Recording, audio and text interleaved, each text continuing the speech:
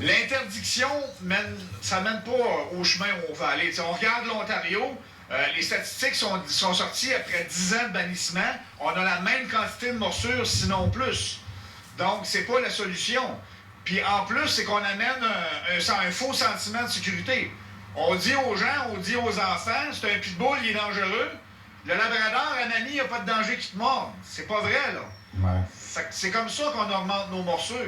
Et pourtant, je regardais, là, le gouvernement dit c'est aux municipalités de décider, puis j'ai sous les yeux la liste des municipalités, puis il y en a quand même pas mal qui ont réglementé ça. Et beaucoup ont interdit les boules terriers, les pitbulls, les amstaff, les staffies ou tout croisement de ces races-là. Donc, si on a fait ça d'une façon, je dirais, il y en a au moins, je sais pas, moi, à vue de nez, les 40-50 qui ont banni ces chiens-là, c'est que c'est des gens qui sont tous dans le champ ou s'ils avaient raison de le faire? C'est des décisions qui sont prises sur des réactions rapides, sans consulter de professionnels. Dans les villes où moi j'ai changé la réglementation, on est allé avec des réglementations qui encadraient les chiens dangereux, peu importe la race. On a beaucoup plus de latitude.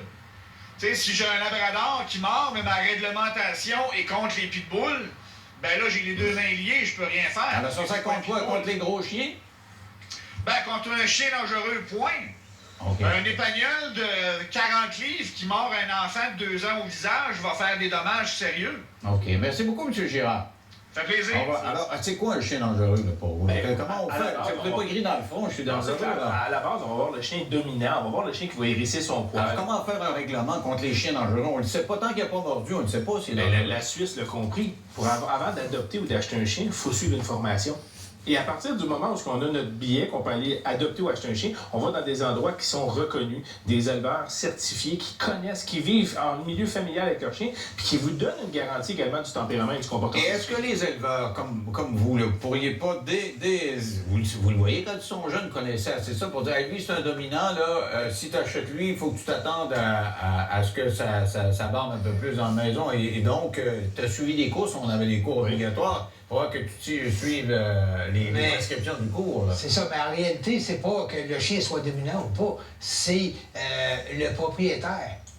Es-tu apte à éduquer un chien actif? Non, mais quand même pas faire un permis. Il y a des permis de conduire, avoir un permis pour les chiens. Ben, c'est pas une question juste d'avoir un permis, c'est une question de gros bon sens. Comme vous dites tout à l'heure, vous restez dans un 3,5 au centre-ville de Montréal, vous avez un chien qui est énergique. Écoutez, avez-vous le temps de vous en occuper, oui ou non? Donc, il y a un débat qui va se lancer. Mais si on interdit une race, la problématique, M. Lévesque, c'est qu'on va transférer de race.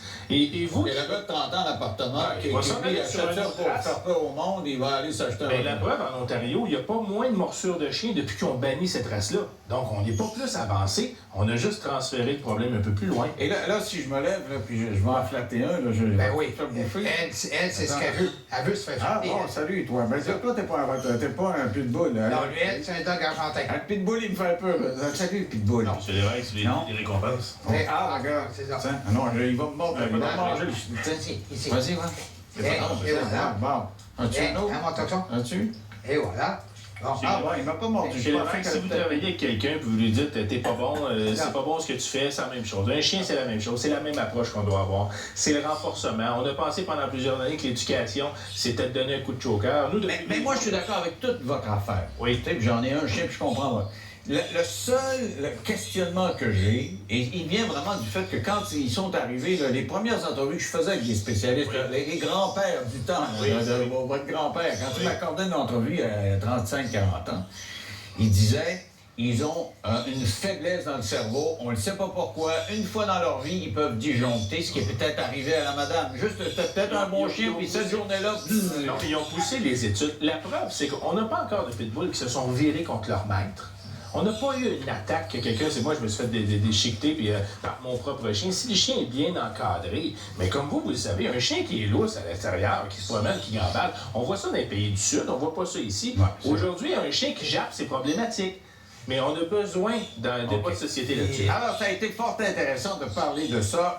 Et je ne sais pas ce que le gouvernement va faire, mais c'est extrêmement important qu'il se penche sur la question. Merci à vous deux d'avoir participé à l'émission.